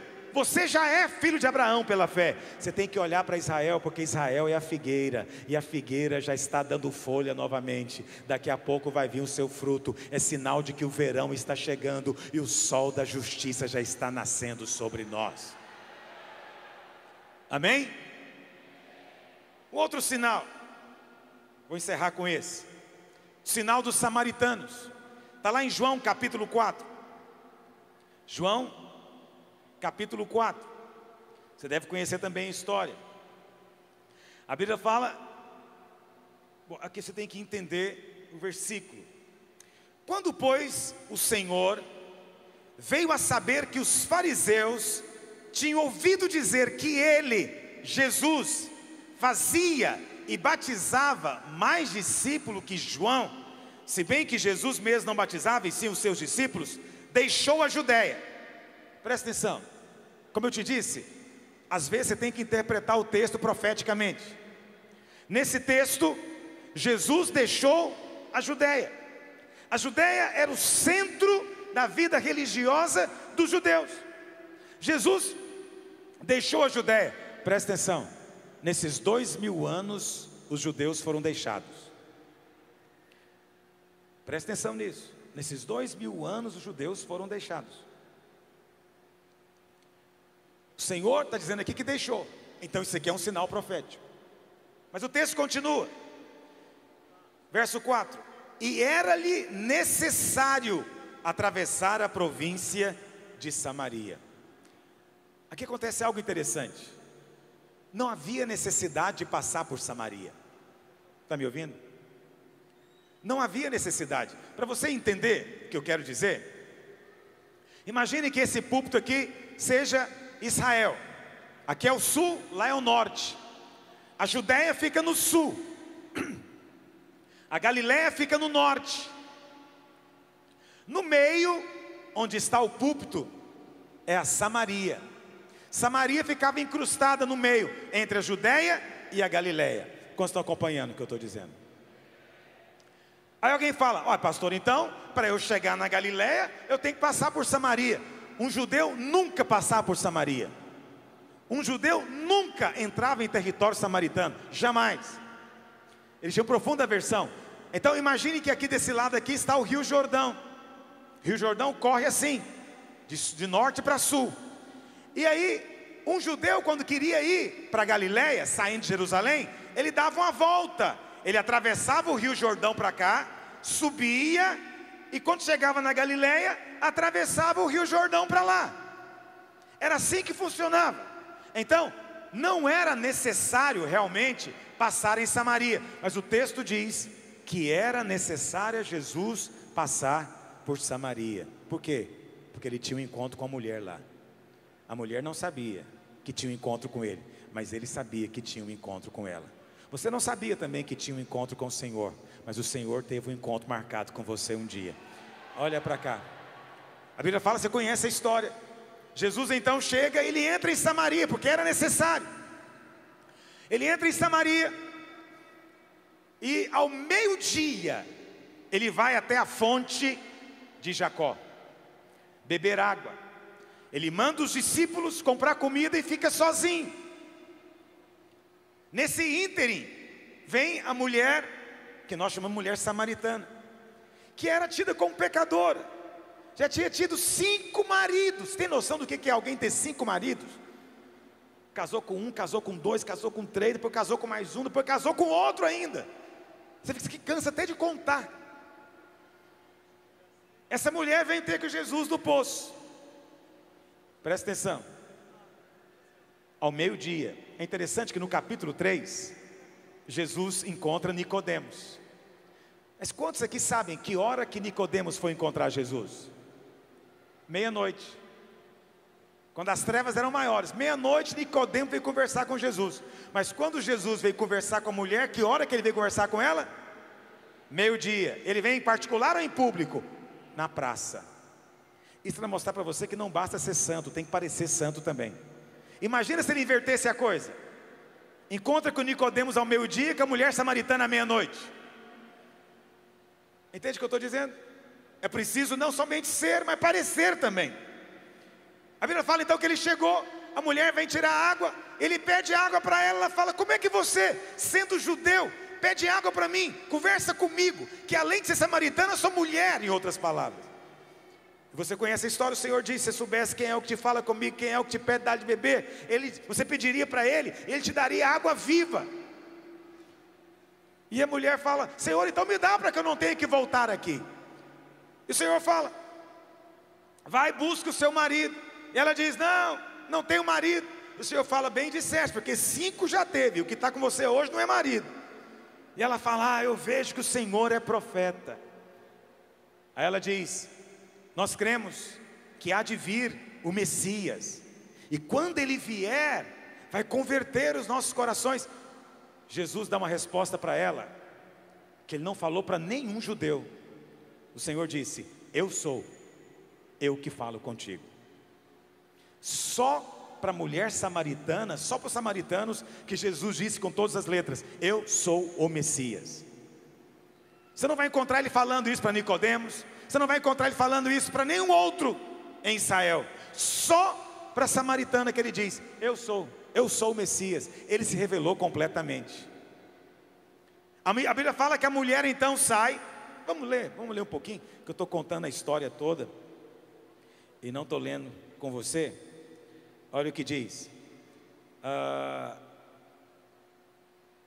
verso 28, João 4, 28. Quanto a mulher, deixou seu cântaro, foi à cidade e disse àqueles homens: vinde comigo e vede um homem que me disse tudo quanto tenho feito. Será este porventura o Cristo? Saíram, pois, da cidade e vieram ter com ele. Pula agora para o verso 39. Muitos samaritanos daquela cidade creram nele, em virtude do testemunho da mulher que anunciara: ele me disse tudo quanto tenho feito. Vindo, pois, os samaritanos ter com Jesus, pediam-lhe que permanecesse com eles. E ficou ali quantos dias, irmãos? Presta atenção na profecia bíblica. Quem são os samaritanos? Os samaritanos são aqueles que querem ser judeu, mas não são. Te lembra algum membro de igreja, é isso? Os samaritanos são gentios, queriam ser judeus, mas não eram. Não eram judeus, eles eram gentios. Por isso, presta atenção, olha a sequência da profecia em João 4. Jesus abandonou a Judéia, deixou a Judéia, e o alvo dele é chegar na Galileia. Mas nesse ínterim, ele tem que passar, é necessário passar pela Samaria. Mas Samaria, os samaritanos são gentios. Ali ele revela quem ele é, os gentios. Nós temos a revelação completa de que ele é o Cristo, Filho de Deus. A Bíblia fala então que eles creram no Senhor. Nós estamos aqui milhares reunidos porque cremos no Senhor. Não vimos, mas cremos. A Bíblia fala então que eles pediram para o Senhor ficar com eles. Quanto tempo que o Senhor fica com eles, meus irmãos? 2 dias. E o que o Senhor faz no terceiro dia? No terceiro dia ele vai para Galileia. O que é a Galileia? A Galiléia são judeus novamente, mas são outro tipo de judeu. Não é aquele judeu que rejeitou Jesus. São judeus que vão receber a Jesus no terceiro dia. No terceiro dia, no terceiro milênio, vai ter um grupo de judeus que é tido como judeu inferior. Os galileus eram judeus de segunda categoria, eram caipiras. Mas é para esses que o Senhor vai voltar. Isso vai acontecer em qual dia, meus irmãos? Terceiro dia. Nós estamos no início do terceiro dia. Jesus ressuscitou no início do terceiro dia.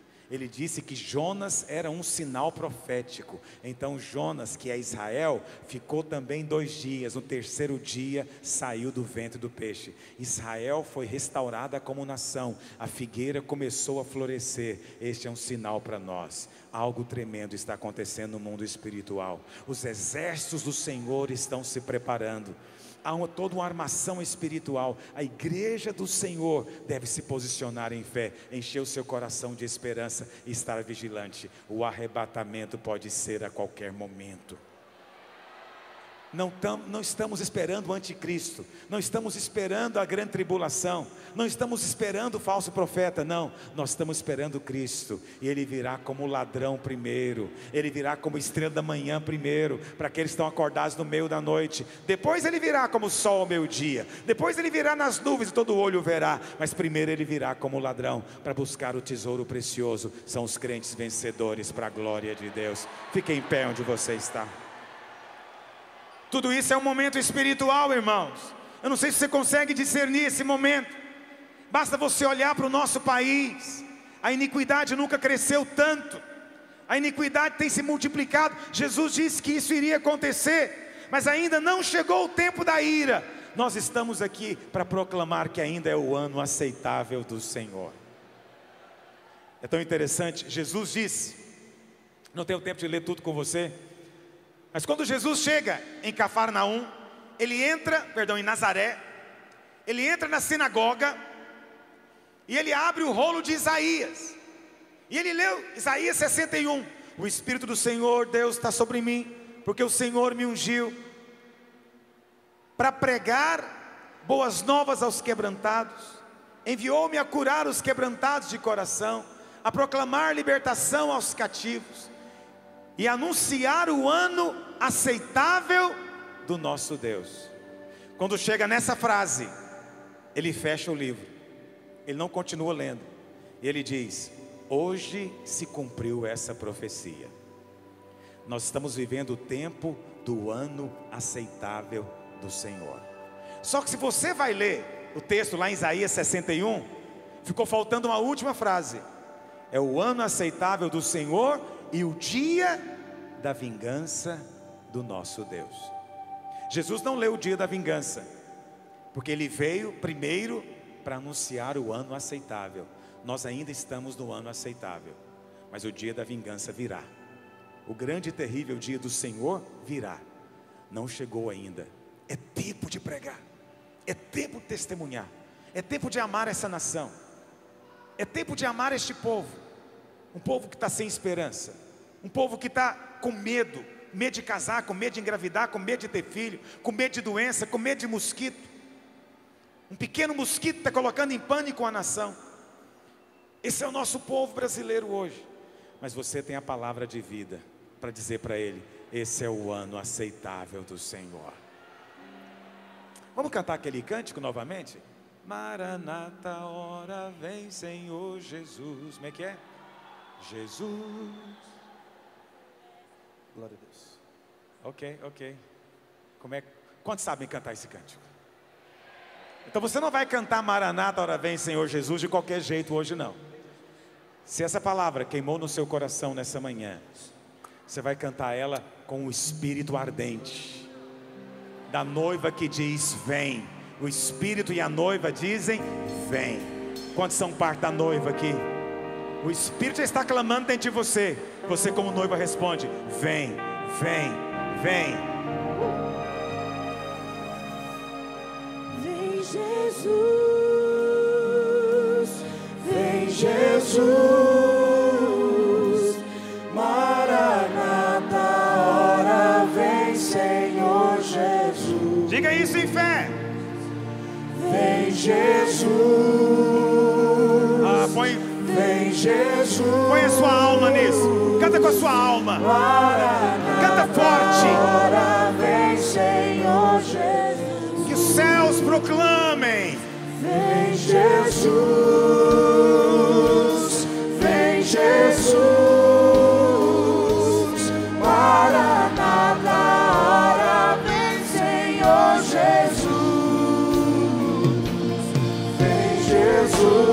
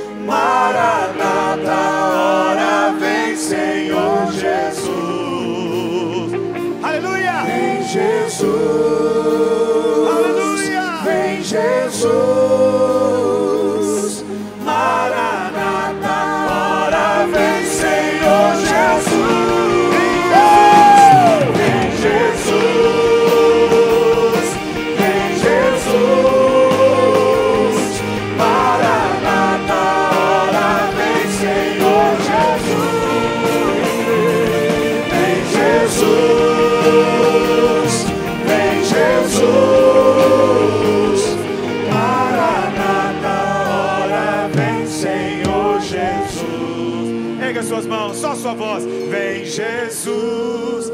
Diga isso. Vem Jesus. Mais forte.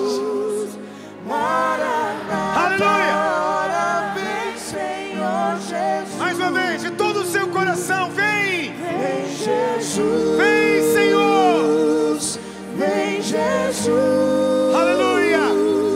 Maranata, ora vem Senhor Jesus.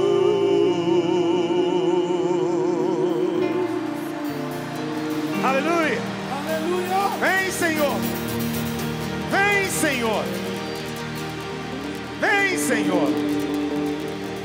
Ainda com a sua mão erguida para o Pai. Pai, nós oramos hoje. Dá-nos, ó Deus, olhos abertos. Livra-nos, Senhor, de toda cegueira. Dá-nos, ó Deus, entendimento, percepção do momento profético que nós vivemos, para que tenhamos um posicionamento sério, correto, de acordo com a Tua vontade, em harmonia com o Teu Espírito. Ó Deus Santo, abre nos olhos. Não queremos ser como aqueles que dormem. Nós estamos vigilantes, estamos acordados no meio da noite, porque aguardamos a estrela da manhã, aguardamos o Senhor. Por isso, com o nosso coração hoje dizemos: vem Senhor, vem Senhor, vem Senhor. Passe a mão no ombro do irmão que está do seu lado. Vamos orar que o Senhor nos prepare como exército para proclamar esperança nesses dias de desespero, proclamar vida nesse tempo de morte, saúde nesse tempo de epidemia, de pragas sobre a terra, para que sejamos um exército que se levanta para desfazer as obras do diabo. Não é a ira de Deus ainda é obra do diabo, que tem que ser desfeita por uma igreja cheia do Espírito e da autoridade no nome de Jesus. Ora, ora, ora, ninguém sozinho, ninguém só nessa hora. Deixe que a unção mova em você e o seu coração seja aquecido em nome de Jesus.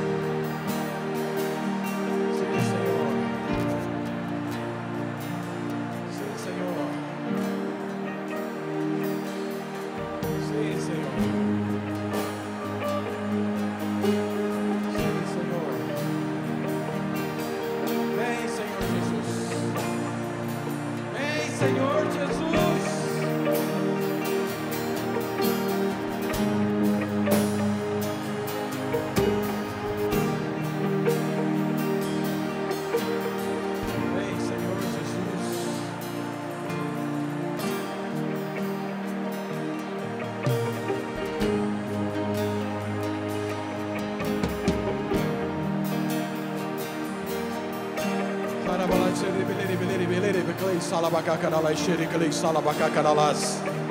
Reveleri beleri beleri beleri becalei salabacacaralai xericalei salabalás. Harabacacaralai serebeleri beleri beleri becalei salabalás. Harabacacaralai serebeleri beleri beleri beleri beleri beleri becalei salabalás. Irmãos, olha aqui para mim. Sabe, nós temos um princípio: nunca ouvimos uma palavra que simplesmente nós vamos reconhecer como uma boa palavra, uma boa informação, um bom conhecimento e ficar só nisso. Qualquer um que age assim, Jesus disse que é como se ele construísse a casa dele na areia. Não subsiste, não permanece. Mas aquele que ouve a palavra e a pratica, esse é aquele que construiu sua casa na rocha. Não importa o que aconteça, ele vai estar firme. Então veja, não precisa acrescentar mais nada naquilo que o pastor Aloysio falou, para nós termos clara evidência de que estamos às portas da volta do Senhor Jesus, ou pelo menos do arrebatamento da igreja. Sabe, eu e você deveríamos estar envolvidos nisso, tão somente nisso, aguardando o Rei Jesus, para irmos com Ele. Porque é assim que a igreja for retirada, esse mundo vai virar um inferno. E aqueles que aqui ficarem, vai ter muita dificuldade. E a palavra de Deus diz que a volta de Jesus vai ser como nos dias de Noé. Cada um estava cuidando daquilo que é seu.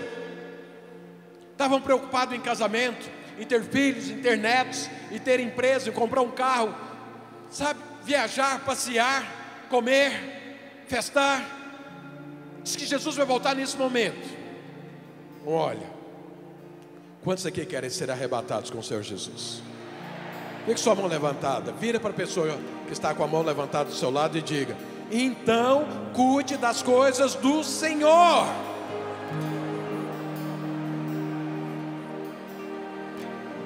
Eu quero te fazer uma pergunta aqui agora, porque nós precisamos tomar uma atitude em relação a essa palavra. Sabe, nós temos muitas igrejas, mas acontece que a população dessa cidade, dessa grande cidade, da grande São Paulo, é 22 milhões de pessoas. E nós precisamos abrir igreja em todos esses lugares, precisamos ter células em toda essa cidade. Mas acontece que nós não temos células em todos os lugares, porque tem muitos dos que estão aqui, olhando para mim aqui agora, que está cuidando do seu casamento, está cuidando da sua carreira profissional, está cuidando da sua empresa, da sua saúde, dos seus filhos, do seu casamento. Não estão envolvidos e aguardando o Senhor voltar. Não que isso seja ilegítimo, mas isso é uma consequência daqueles que estão envolvidos com o reino de Deus. Deus vai acrescentar essas coisas, vai nos abençoar, mas eu e você temos que estar unidos num só corpo, com o Senhor do corpo. Jesus está se preparando para voltar, a igreja tem que estar preparando para ser levada. Isso é unidade, é você, eu, estarmos pensando e agindo como Deus pensa, como Deus está agindo. Eu quero te dar a oportunidade agora. Nós vamos fazer grupos de 3 no máximo, aí em volta, e você vai orar. Se você não está unido a esse propósito, veja, o pastor Luiz deixou claríssimo, Jesus está voltando. Eu preciso estar unido com o Senhor nisso. Como que eu estou unido? Esperar, estar ligado a Ele, completar a obra, completar o propósito, é isso. Isso é unidade. Então, se você não está assim, eu quero te dar a oportunidade de você se unir, tomar uma decisão, escolher, falar: Senhor, eu coloco a minha vida à disposição do Teu reino. As outras coisas eu sei que eu preciso delas, o Senhor também sabe, mas o Senhor vai acrescentar a minha vida. Então vamos orar agora e vamos assumir o compromisso diante do Senhor de estabelecermos um reino de Deus. Jesus está voltando, tem 22 milhões de pessoas aguardando para receber a palavra do Senhor. Esse é o ano aceitável do Senhor, de nós chegarmos e mostrarmos a graça do Senhor, para que essas pessoas sejam salvas e sejam arrebatados juntamente conosco. Amém, igreja? Vamos orar nesse sentido, vamos nos posicionar. Se você não está posicionado, se posicione agora. Se você está posicionado, ore por quem ainda não está. E se você não está, fala para o Senhor: me perdoa, mas eu me posiciono agora. Vamos orar nesse sentido. Faça grupos de 3, os supervisores me ajudam, os pastores me ajudam. Ore por isso, ore um pelo outro. 2 oram por um, depois troque assim. Vamos orar nesse sentido. Vamos nos posicionar, para que essa palavra entre e marque a sua vida.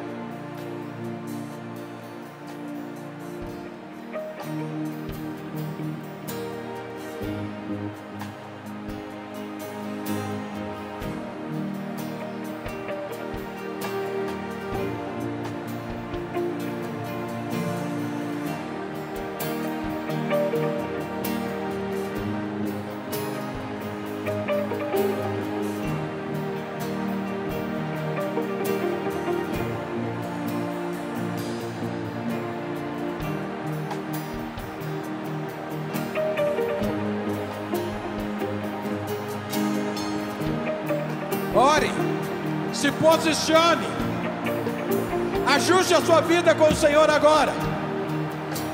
Se una a Jesus no seu propósito. Se torne um com Jesus.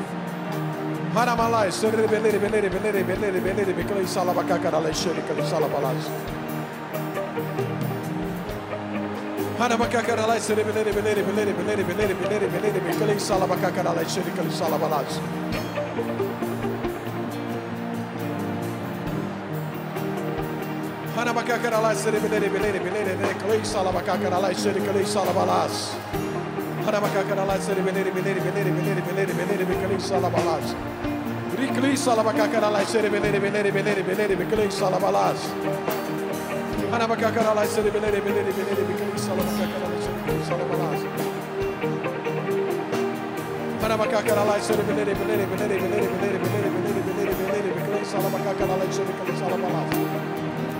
Harabacacaralai, Serebeleri, Beleri, Beleri, Beleri, Beleri, Salabalas.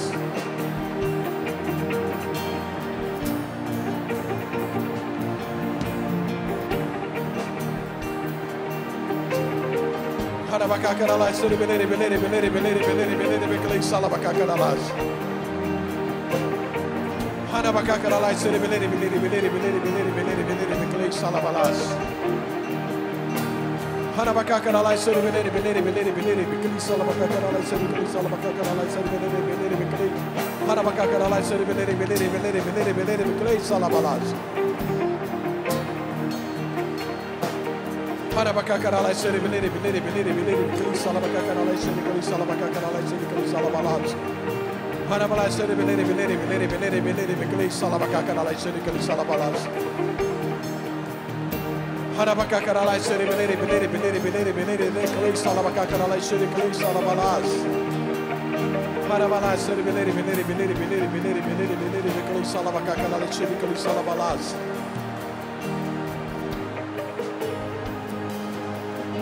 Harabacacaralai, Serebeleri, Beleri, Beleri, Beleri, Beleri, Beleri, Beleri, Beleri, Beleri, Salabacacaralai, Serebecali, Salabalas. Harabacacaralai, Serebeleri, Beleri, Beleri, Beleri, Beleri, Beleri, Beleri, Beleri, Salabacacaralai, Serebecali, Salabacacaralai, Serebecali, Salabalas. Harabacacaralai, Serebeleri, Beleri, Beleri, Beleri, Beleri, Beleri, Beleri, Beleri, Salabacacaralai.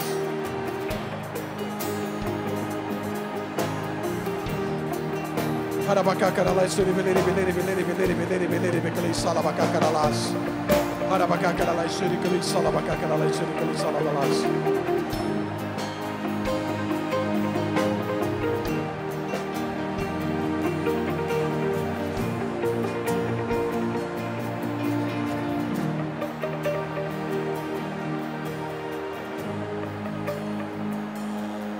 Amém.